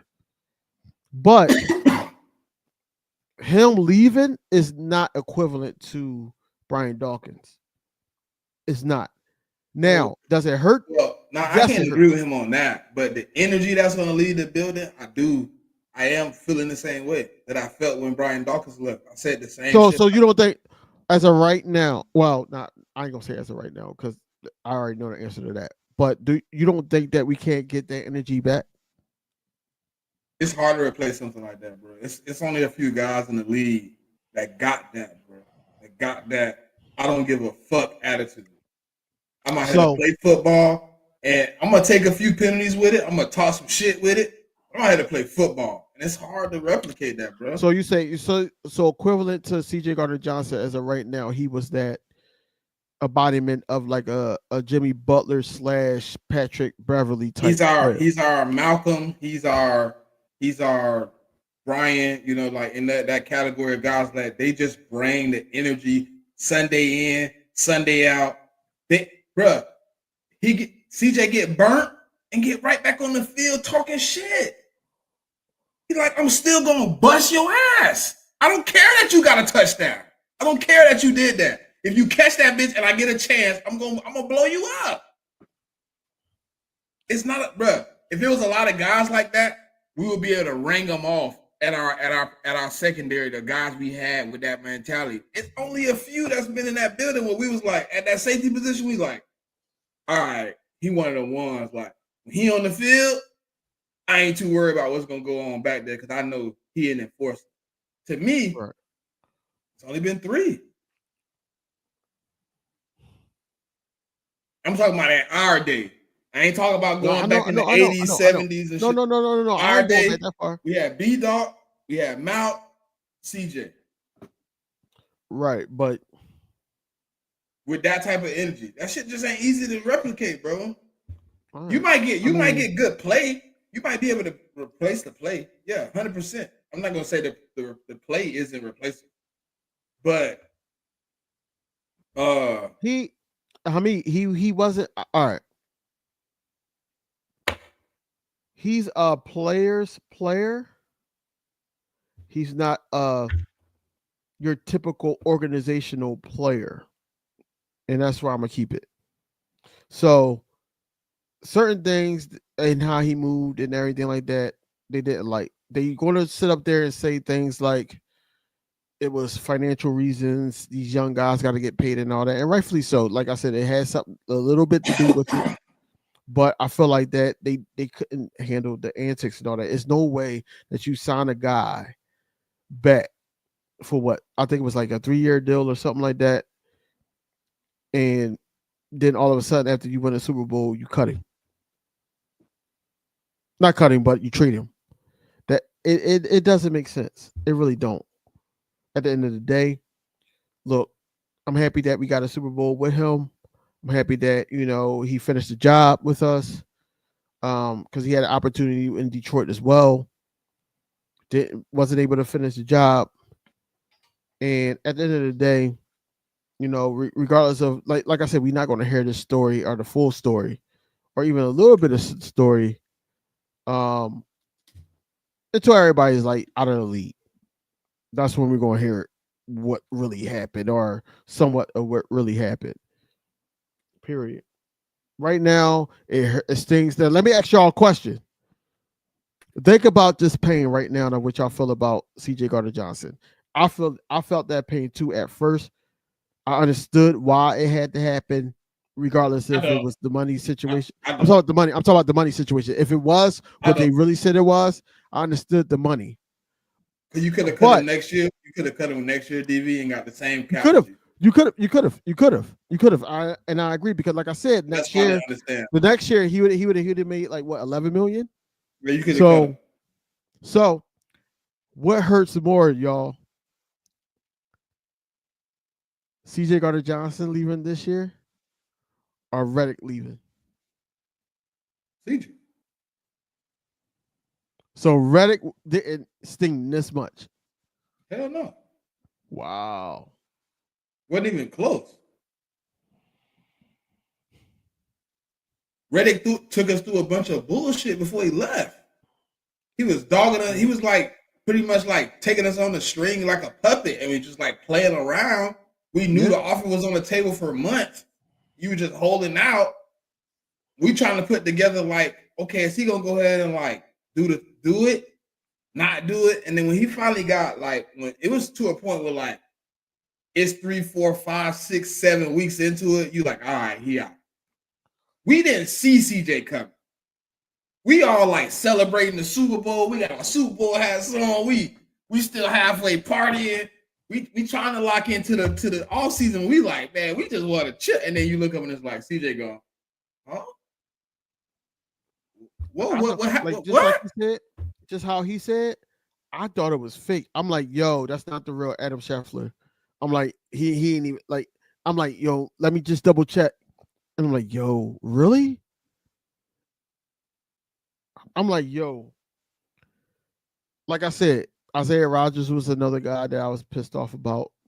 But CJ Gardner-Johnson, yeah, I'm like, we were more mad at Hassan Reddick for not accepting the deal than anything. Yeah. Like, man, Howie, I offered you the deal. You should have still been here. Like, you could have took that. Nobody gonna offer you more than what Howie did. And we see what happened. You didn't get offered more. No,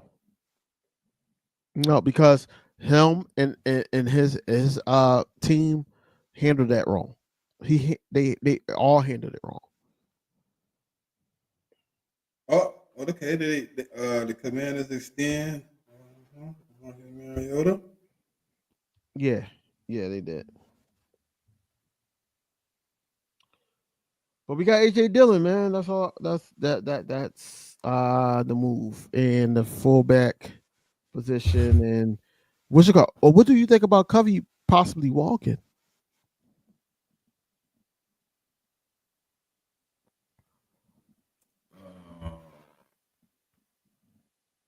I don't know, man. I don't know.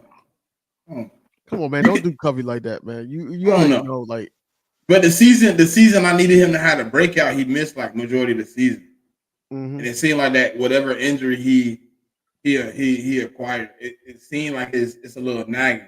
He kept getting like off being on like the practice working out, and then all of a sudden game time, and he's like can't go. So it's like whatever injury he got, I'm kind of like, that's why I said it's iffy. Like I do like what he was doing, but you might have to move off, or you can get another special team. No, I think what they're going to try to do is put Will Shipley back there, especially with this hire of AJ Dillon right now. I think that's what they possibly trying to do. Don't quote me on that, but I feel like that's probably what happened. Yeah, especially if Covey is out of there, and then we don't have Isaiah Rodgers no more to help out back there, so there's a chance that's where they aiming at.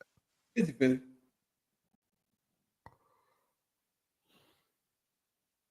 I don't think it's good enough. Really. Boston Scott. All right, bro. Yeah. Boston Scott wanted to come back. Come on, bro. We got 3 running backs right now. You're good. Regardless of how injury prone AJ Dillon is, we got 3 running backs, bro. I would keep the Tucker or whatever the dude we had this year on the practice squad all year with the 2 last names. Oh yeah. I know who you're talking about. I would just keep him around. If you I need don't a know who third they're running gonna have in the practice squad this year, man. Probably the same dude. It better not be the DMC. Huh? It better not be. The only person I want back the same dude, the one we had last year. I hope you didn't think I said Sanders. What the hell? No, I thought you were saying the same dudes. I was talking about the whole practice squad. No. I'm talking about the same running back. And they keep the same running back. Miles Sanders might come back though. You never know.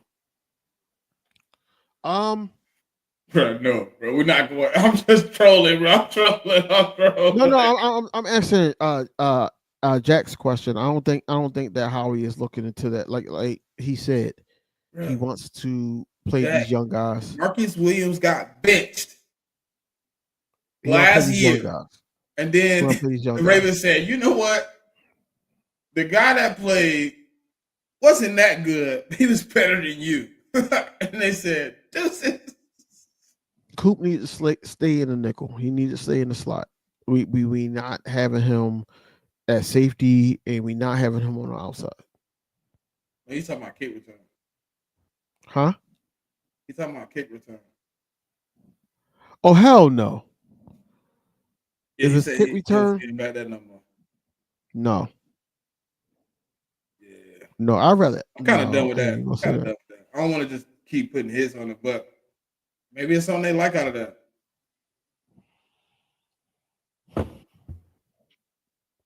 I mean, it's probably going to get to the point is like, who else do we have to put out there type mode? Like, I think that's what it's going to be. Man, they obviously didn't want Isaiah Rodgers. They could have paid that. He didn't make no bread. He didn't get no back-breaking contract where you couldn't pay him.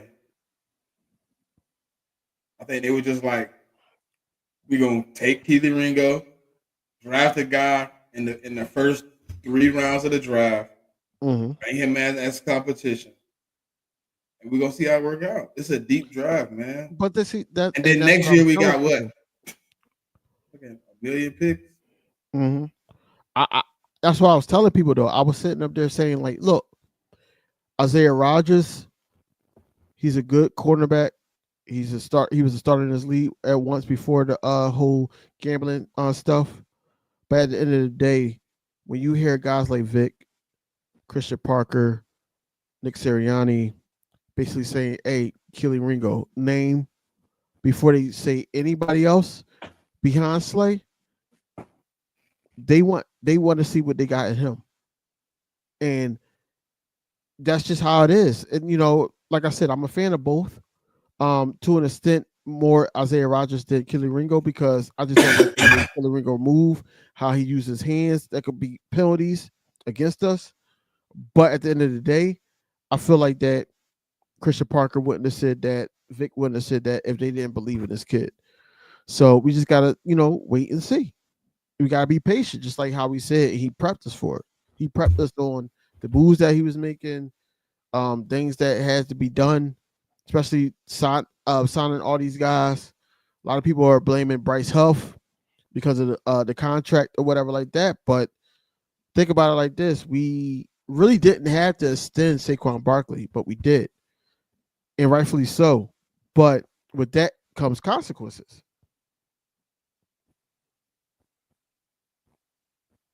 We needed AJ Brown.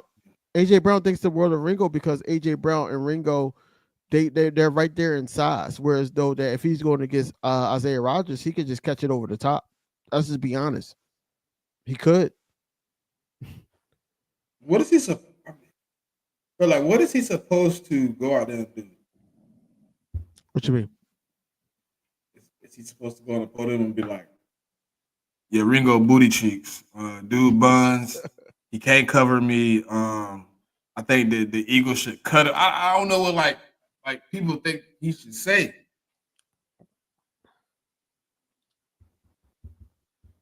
I don't know. Like, I don't know it's- what they it's- expect AJ Brown to say. Yeah, like, bruh, that's like somebody being like, "Hey man, live on a podcast. Let's say this is whatever. Hey, how you feel about DV? What am I supposed to be like? Hey man, I hate doing shows with DV, but I get on every Wednesday and turn on my camera. But you know, we watch it. Like, what? No. If somebody that's a part of a team that you with, no matter what you feel about that person, you're not gonna trash them because guess what? Bigging them up also helps them be better. Like if he gets out there and was like, "Hey man, Ringo out there with 2 left shoes on, bro, dude, buns, I be doing them in like, nah, hey man, he's a good guy, man. He's really putting in the work. You know what I mean? He's giving everything he got every time we have practice. It's true. No matter what the effort is, though, you don't know what not the effort. You don't know what the level of competition is. Just because he's out there don't mean he giving Slade, you know, obviously Slade not here, but don't mean he giving Slade reps or Quinyon reps or Cooper reps. He could just be giving good reps. It's good guys in the NFL that aren't elite. Hamid, I did see that. I seen that video. They were sitting up there signing autographs, but they were spaces apart, you know, bodies apart. Not saying that they hate each other or anything like that, but look, these NFL players got egos, and for Slade to say something, CJ responded. They probably didn't even like how it went down, and it could have been going on.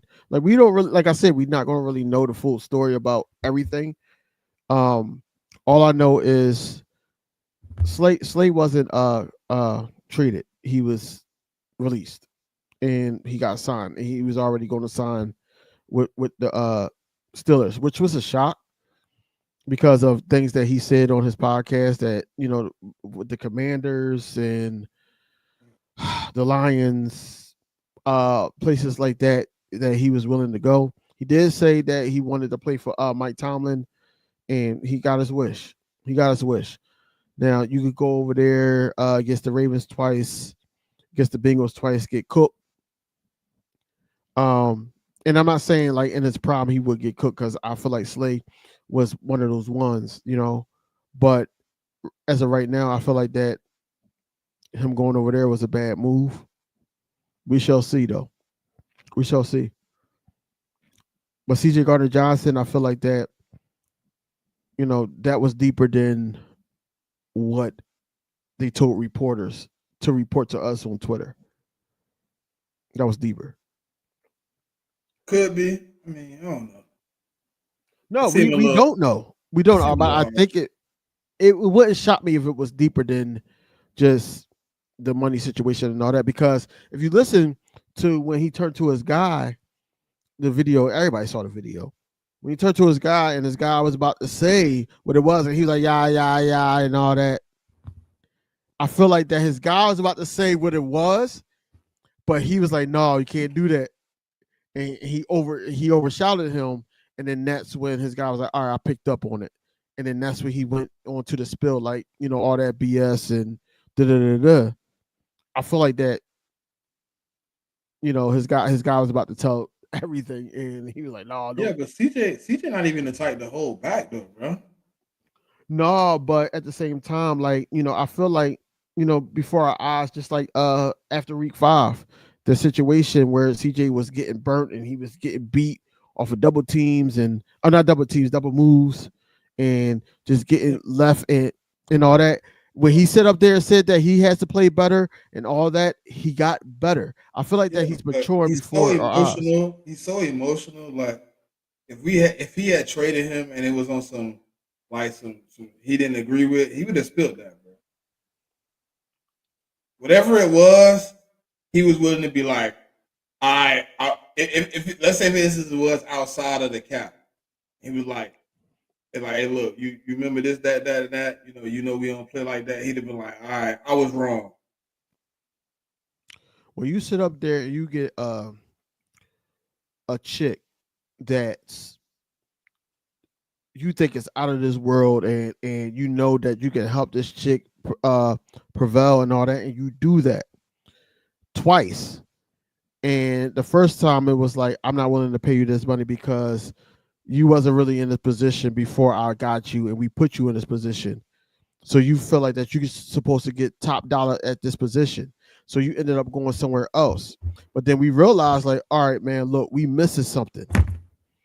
So we gonna bring you back. And then the antics and all that, the things that the organization realized, oh, this is why. But this guy is a winner, and he's a culture type dude. But I don't feel like that. Like I said, the money wasn't. I don't think the money was the issue. I think that CJ wanted to be here. I think CJ wanted to be here, and he would have did whatever it took to stay with the Philadelphia Eagles. There's no way you get your car stolen in 2022, and all that stuff was being said about you in 2023, and then come back and be like, "Yo, man, I said some things and all that." Like, I feel like that he wanted to be here. I think he resonated with this city more. That's why I said anything. If he had made a mistake where he didn't agree, he would have put that out there. Like, man, I wanted to be in Philly, but they running me away because I'm being me. He's that type of person that would have. He might not have been like said the whole thing, but that would have been his energy, in my opinion. He'd have been like, man, they moving me because I'm being me. I don't think right away. Like I said, I don't think we're gonna get the full story or some parts of the story until afterwards. Well, I think that they try to get. Have you ever seen CJ sugarcoat anything, bro? No, I'm not saying that. But he what I'm saying told us everything that why he left Detroit. He literally told us why he didn't get signed back here. If it was something that he didn't agree with, he would have put that out there in the media. So obviously, whatever it came to, it was mutual. So say how he left the Saints, right? And then he came to us, and then he went back to the Saints. And what was the first thing he said when he got here from the Saints? When they had him on camera, he said, "When I see the Saints, they're gonna remember me." Right, but see what I'm saying. When it comes to, I'm pretty sure if we go back and find his tweets, he said some wild stuff in the tweets about them trading him and all that. I understand everything you're saying, but what I'm saying is that as you play in this league and you've been on 4 teams, in the last 5 years, you start to realize like this is a business. And you start to realize that I'm not saying that he wouldn't like be unfiltered, but it's at a point where it's like if you get dumped twice, it's like what more can you say? Like you can't say that ain't something that matter to CJ though. He still got his contract. He's still going to the Texans, bro. If he didn't agree with whatever happened, we would know the story right now. We would know it. Jigga, that's being politically correct, man. Because at the end of the day, it was room for us to pay them guys. Because think about it. Let's just say, hypothetically speaking, we kept CJ Gardner-Johnson. Bryce Huff only got to pay one more season, and then I do believe that was part of the reason, though. I do believe money was part of the reason. I'm not saying it wasn't. I'm not saying it wasn't. No, Jigga. I'm answering Jigga. He said, "Do I believe him or not?" I believe it's part of the reason. I do believe it. But I believe part of the reason. But I don't think it was I believe whatever they brought to him as the other problem, he was like, "Yeah, I fucked up. That's on me." I don't think whatever they brought to him about what happened. Hey yo. Hey yo, I'm happy that you are not the type of host that posts certain things on your YouTube. Jigga crazy yo for that, because I know exactly what that meant. I think he agreed. I think he agreed with it though. I think he agreed that he made a mistake. He was like, "All right, cool." Honestly, I don't even think it had anything to do with him and Slade's situation. Mike Williams is going back to the Chargers. That's what's up. Whatever. So what do you think? Ooh, Because they say we got Thunder and Thunder now. We got Saquon Barkley and injured Thunder. This bull crazy, yo. I already know you was going like sugarcoat AJ Dillon, man. But like we said about Saquon Barkley, man. Saquon Barkley, everybody was like, yo, he gonna get injured and all that, and he ended up with this type. Saquon had like one injury like years before that, and everybody was counted on it, and that was just ridiculous. AJ Dillon is coming off a serious injury. No, he is. But we're not asking him to have as many carries as he did. Oh no, he's gonna sit his butt in the seats a lot. Yeah. I'm still scared for that because guess what? That's the same role he's leaving. It ain't like he was over there being a running back one. He was running back two over there too and got hurt. Now, does the offensive scheme switch up in them 2-minute drills? Who do you have out in there in the 2-minute drills? I don't know. We had Saquon out there most of the time this year anyway. No, sometimes we had Kenny Gainwell got demoted, bro. Kenny Gainwell listen, now before he was out there a lot. Last year I'm like, oh, they kind of like, all right, Kenny. Guess you like Kenny come in for 2 plays. We ain't get far enough. All right, Saquon, you got the next 2. That's only because, man, like I feel like at the end of the day, and sometimes when the substitutions happen and everything like that, I'm like, yo, Nick is like coaching as a fan and not a coach, because I feel like Saquon Barkley over there stretching and everything like that, and you see Gainwell not gaining nothing, and you like, yo, Saquon, and he comes right back in, get an 8-yard gain, first down, and so forth. Like, I think that he was coaching that more as a fan of seeing Saquon Barkley do his thing. And I get it. It worked. We Super Bowl champions at the end of the day. What I don't like about the Eagles fan base on Twitter and so forth is that, and I know it's toxic as hell on Twitter, but what I don't like is that they feel like that the sky is falling. They feel like that we lost so many people. Oh, this 2023 again, this 2018 again, and all that. I feel like that, with the coaching staff in place on defense, with these young guys being able to have that experience in the Super Bowl and everything, and then whatever they plug in, regardless if it's a rookie or if they trade one of those picks for somebody else, I feel like that, and then also sign somebody. I feel like that, we are probably not number 1 defense in the league, but if we get into that middle or something like that, and then these youngins start showing and proving, trying to get contracts and showing that hunger again, I feel like we'd be fine.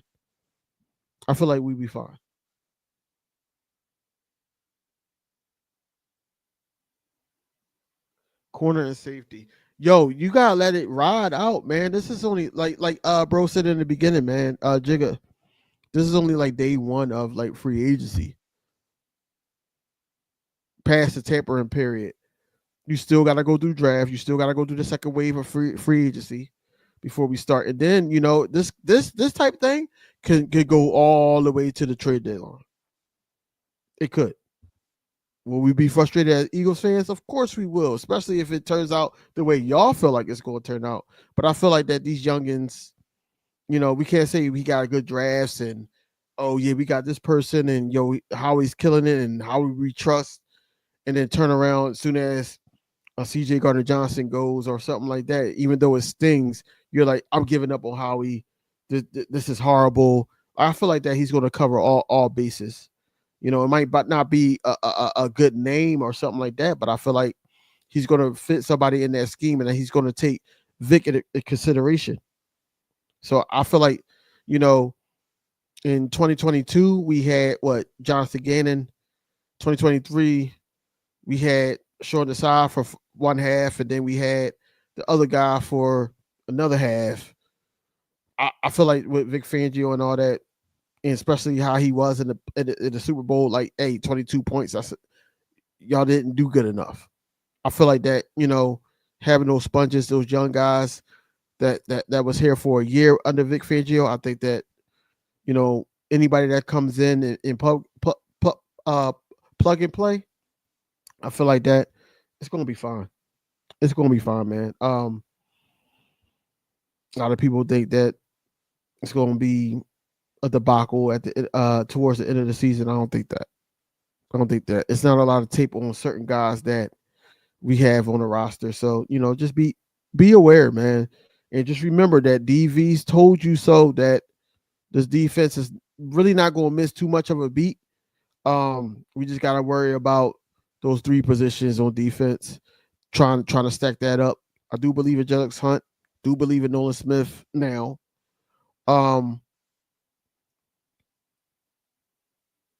I know, BG might not be back, but is edge rushers out there that we could possibly sign.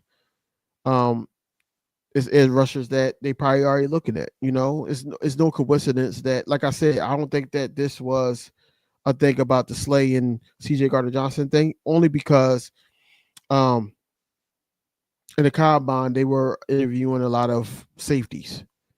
And I feel like that, they already knew that, what they're playing for then. And they just let it be known to the players.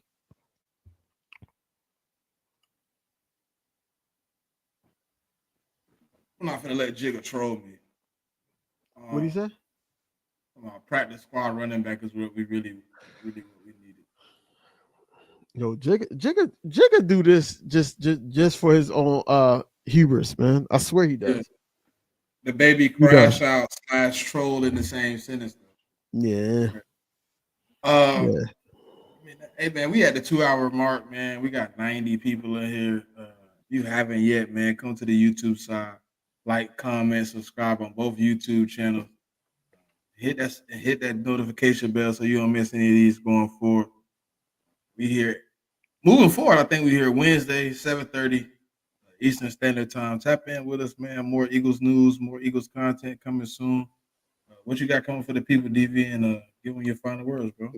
Well, tomorrow I'm gonna be on my other channel. What's the play? Be talking with my guys. I think we're gonna go live for the first time on that channel. Just talking about free agency and all that. We got one Cowboys fan, my man Will, that was in the chat, and then me and Dave, we Eagles fans. So we're gonna just be busting it up. We're not gonna see eye to eye on everything, but at the end of the day, it's just gonna be good content. So tap into that. Still gonna be on this channel talking about everything that's going down because we still got 2 more days. It's just like Hamid said, Friday is normally the move for Howie Roseman to do something. If that comes about, I'll be the one reporting on it on top of other Eagles content creators. So I'm still doing my recording videos as well. I'm trying to tap into the shorts now and everything. So just tune into that. Man, it's the regular grind for me, man. Smitty. Saturday, we back at it with the drive breakdowns. We back to it, talking about the college, the NFL, all 32, man, the check down. We get into it, but this Eagles run, man, it's gonna be still great. We in day 1. We 5 hours and 37 minutes into it, the free agency period. So we got plenty of time to make moves. We got plenty of time to turn things around. Howie Roseman said it best: be patient. So I'm gonna practice that patience thing as much as I can this offseason. But it's always fly, Eagles fly, man. Always go Birds. We'll be back Wednesday, 7:30. Tap in with bro. What's the play? His new podcast, man. Make sure y'all tap in with him. If he do go live, he'll post it on Twitter. He'll keep y'all tapped in, keep y'all in touch. So hit those notification bells so you don't miss nothing. But till next week, 7:30.